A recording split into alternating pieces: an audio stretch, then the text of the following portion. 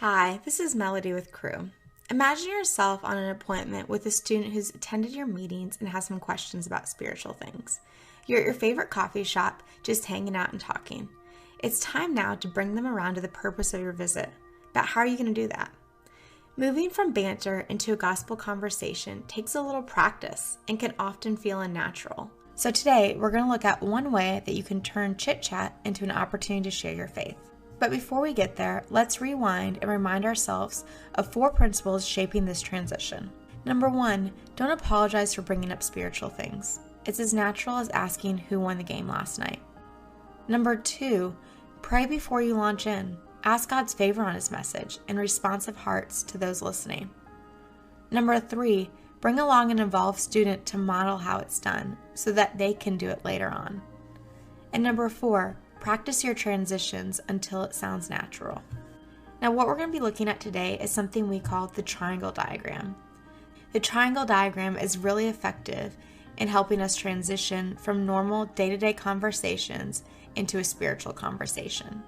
All you need is a napkin or a piece of paper. Now, start out by drawing a triangle.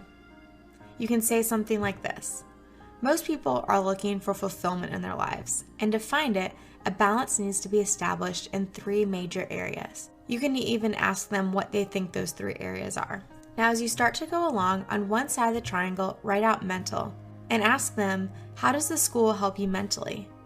They might say something like teachers, classes, homework, other things like that.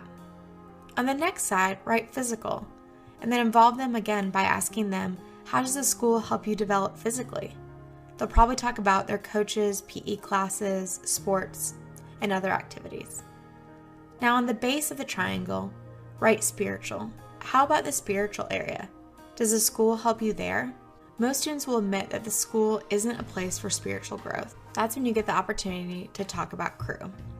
This is where Crew comes in. We're designed to help you and other students in your spiritual journey. Now, as you're talking about this, you want to ask them a lot of questions, get them involved.